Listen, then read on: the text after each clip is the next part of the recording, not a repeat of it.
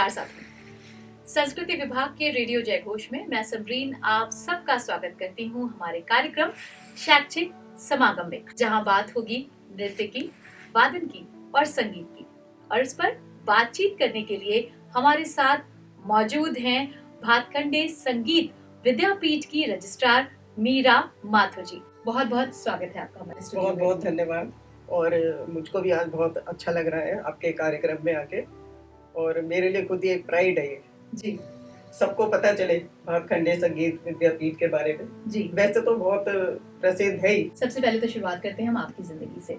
आपका मुरादाबाद से ताल्लुक है जी और उसके बाद फिर आप लखनऊ शिफ्ट हुई। हाँ। और आपकी जो फैमिली है उसका बैकग्राउंड प्रशासनिक रहा, तो हाँ। उसके बाद आपने संगीत आपकी जिंदगी में नहीं, कैसे मेरी शामिल जो हुआ? मदर थी ना, जी, तो मदर मेरी बरेली की थी और हाँ। उस समय की संगीत सीखी हुई थी जिस समय सीखा नहीं, लेडीज अच्छे घरों की सीखती नहीं थी। बुरा माना जाता था। हाँ, नाचना तो गाना। उस समय उन्होंने बरेली में बाई जी थी कोई, वो मम्मी नाम बताती थी, मैं नाम याद नहीं, जी, उनसे सीखती थी। हाँ, तो वो जो पुराने जो लोग थे ना, वो बिल्कुल सच सच बात बताते थे। देखिए आज की तरह क्यों नहीं था तब, हाँ। वो जब तक एक चीज को ठीक ना करा ले और तब तक वो छोड़ते नहीं थे, आगे नहीं बढ़ते। हाँ। तो मेरे भी फैमिली में हम लोग 6 भाई बहन हैं, हाँ। तो 4 हम लोग बहन हैं।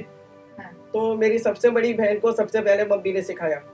उनका बड़ा मन था खूब अच्छा से सीख जाए, लेकिन वो चली गई थी मेडिकल में, डॉक्टर थी। और उसके बाद की दो बहनों के बीच शादी हो गई, सब वो लोग भी सब चली गई थी। मैं जो थी सबसे छोटी थी घर में, तो मैं ही मम्मी के पास रह गई। अच्छा। हाँ, तब उन्होंने मेरे ऊपर ही सब पूरा करा शौक अपना।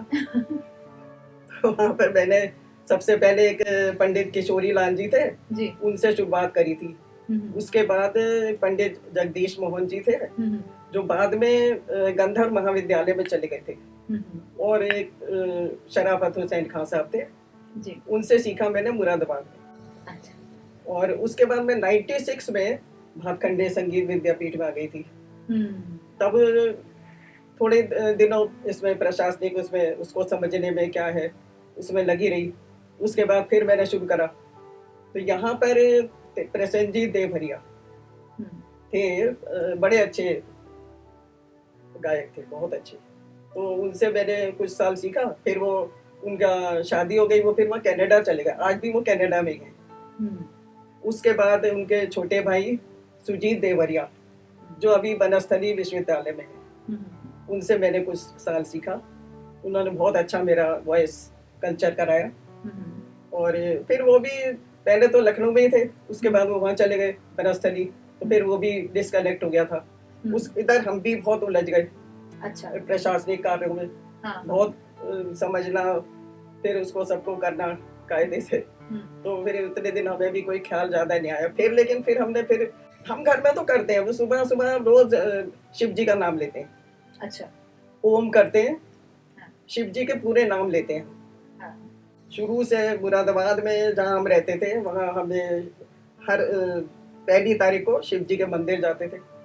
उन्हीं शिव जी का यहाँ पे ध्यान करते हुए हम पूरा इधर से लेके वो आपके अमरनाथ तक पूरा सबका ध्यान करके कैलाश तक, और फिर वापस आ गए। इतना मेरा ओम करना था, और ओम नमः शिवाय, और जितने भी शिव जी के याद थे मुझे आते रहते हैं, वो सब करती रहती हूँ। 1 घंटा करीब मुझे उसमें लगता है। तो वो दिनचर्या का हिस्सा है। हाँ, तो उससे क्या ना, वो बेसिक हमारा हमेशा ठीक रहा। ये नहीं कि इतने दिन मतलब कुछ कर नहीं रहे तो आवाज बेकार हो जाए, ऐसा नहीं। वही एक बेस है। मैम, एक सवाल मैं आपसे पूछना चाहूंगी कि जो भातखंडे संस्कृति विद्यालय है और इसके अलावा जो भातखंडे संगीत विद्यापीठ है, इन दोनों में क्या डिफरेंस है? हाँ, डिफरेंस ये है कि सबसे शुरुआती तो यही है, भातखंडे संगीत विद्यापीठ है, यही एस्टेब्लिश हुई थी। ये आपके राय उमानाथ बनी जी तालुकेदार है ना। हाँ।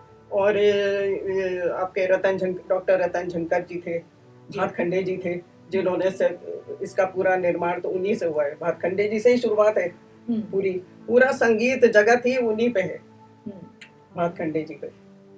तो ये हुआ था। फिर ये अभी ये 2001 में इन लोगों के सबके से सांस्कृतिक विभाग के इन लोगों के सबके प्रयत्नों से ये जो है विश्वविद्यालय बन गया, डीम्ड यूनिवर्सिटी बना था पहले। अच्छा। उसके बाद अब ये सांस्कृतिक विश्वविद्यालय बन गया।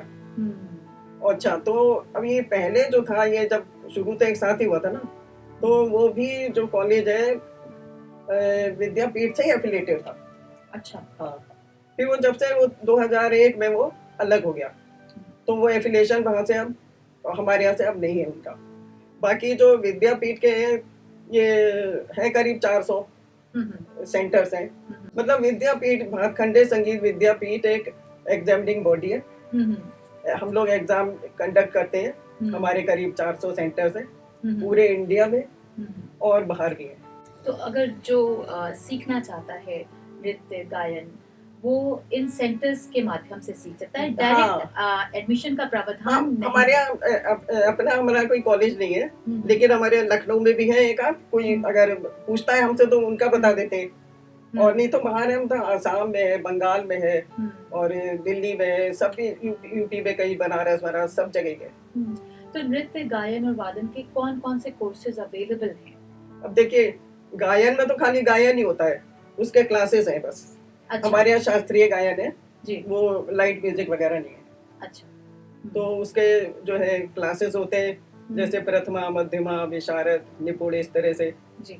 और वादन में जो है तबला, पखावज, ये सब है। और इंस्ट्रूमेंटल में जो है वो है वायलिन है, सितार है, जितने भी तंत्र वाद्य हैं वो सब हैं। और नृत्य में भरतनाट्यम है, कथक है, फोक डांस है, मणिपुरी डांस है। अच्छा। हाँ। किस एज ग्रुप के लोग आपके यहाँ कोर्स कर सकते हैं? हमारे यहाँ 8 साल की उम्र से। और क्या ड्यूरेशन होता है इन कोर्सेज का? नहीं, ड्यूरेशन तो जैसे 1-1 साल है, जैसे और स्कूलों में क्लास होते हैं उसी तरह है। जैसे हमारा प्रथमा में है, तो वो जो हमारा बिगनर सबसे पहला क्लास वही है, प्रथमा। अच्छा। तो उसमें नए जो बच्चे होते हैं। कुछ आयु वर्ग भी आप लोगों ने डिसाइड करके रखा है? नहीं, ऐसा कुछ नहीं है। 8 भाई देखिए, थ्योरी लिखने लायक होने चाहिए। हाँ। तो मैक्सिमम एज क्या रखी है आपने? मिनिमम तो आपने 8 साल बता दी। मैक्सिमम एज कुछ नहीं है। अच्छा, हर एक कर सकता है। हाँ, दादी भी कर सकती है और पोती भी कर सकती है और नानी भी कर सकती है। और जिसने छोड़े रखा हो 3-4 साल से या और कई ज्यादा साल, वो फिर कंटिन्यू कर सकता है दोबारा। आपके यहाँ से दोबारा कंटिन्यू कर सकता है। ओके। तो मैम, जो लोग सीखना चाहते हैं गायन नृत्य, आपके यहाँ कब एडमिशंस होते हैं? और नहीं, क्या ऐसा है ना, हमारे यहाँ क्योंकि कोई क्लास तो चलते नहीं है, इसलिए वो वाली एडमिशन की बात नहीं है। लेकिन ऐसा होता है कि नहीं, जब हमारे यहाँ एग्जाम होते हैं दिसंबर में होते हैं, थ्योरी और प्रैक्टिकल। अच्छा। तो उसके बाद रिजल्ट सब निकलने शुरू होते हैं। फिर उसके बाद नेक्स्ट दिसंबर फिर है, तो जुलाई जो नेक्स्ट जो फॉर्म भरते हैं वो लोग जुलाई और अगस्त में भरते हैं। फिर एग्जाम, फिर दिसंबर में, यही साइकिल है। अच्छा, जुलाई में आपके यहाँ एडमिशन फॉर्म्स आते हैं और फिर दिसंबर में एग्जाम होते हैं। तो अभी जो लोग एस्पिरेंट्स हैं, जो संगीत से जुड़ना चाहते हैं, नृत्य से जुड़ना चाहते हैं, या फिर वोकल से जुड़ना चाहते हैं, उनको आप क्या मैसेज देना चाहती हैं? नहीं, मैं तो ये मैसेज देना चाहूंगी और अपने हृदय से, सीखे तो कायदे से सीखे। रियाज जरूरी है। हाँ। और पूरी तल्लीनता के साथ, तल्लीनता से सीखे। हम तो आजकल, क्योंकि हम देखते हैं ना, सब बच्चे हमारे ऑफिस में आया करते हैं, फॉर्म भर रहे हैं, ये सब। हम तो ये देख रहे हैं कि अंदर से किसी के अंदर कोई इंटरेस्ट नहीं है। सब लोग बस ऐसे ही, या तो घर वाले कहते हो या ऐसे ही, या सोचते हो कि चलो इस बहाने चले, और वो अपना फॉर्म भरे, एग्जाम देने आए, तो उन्हें सिलेबस तक नहीं देखा। ऐसे भी हैं, लेकिन बहुत अच्छे भी हैं।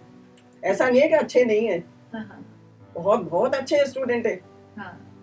मीरा जी, जैसे डिजिटलाइजेशन का दौर है और आधुनिकीकरण में बहुत सारे टूल्स का इस्तेमाल किया जाता है सिखाने के लिए, तो क्या आप लोग डिस्टेंस लर्निंग कोर्सेज या फिर नेट पे भी मौजूद हैं? उस तरह का नहीं है हमारे यहाँ डिस्टेंस लर्निंग, अभी तो नहीं है। अच्छा। अभी भविष्य में हो सकता है कभी।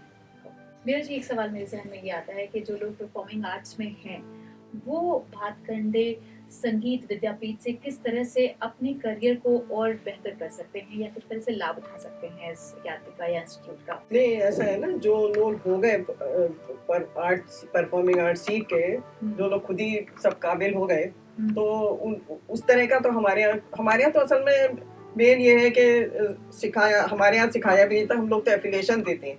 जी। और हमारे सब इंस्टीट्यूशन से। हाँ, तो डिग्री के जैसे लिए मैंने आपका आपको हाँ, हाँ, ये मैं कह सकती जरूर हूँ कि जो अभी भी हमारा जो इसी के समकक्ष और भी कई सारी संस्थाएं हैं भातखंडे संगीत विद्यापीठ की तरह, लेकिन इसको बहुत ज्यादा रिकॉग्निशन मिलता है।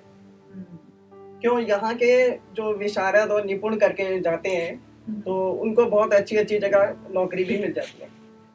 तो साथियों, आपने जाना कि अगर आप नृत्य, वादन या संगीत से जुड़े हैं और इसे अपना करियर बनाना चाहते हैं तो भातखंडे संगीत विद्यापीठ एक ऐसा इंस्टीट्यूशन है जहां से आप अपनी कामयाबी की सीढ़ियां चढ़ सकते हैं।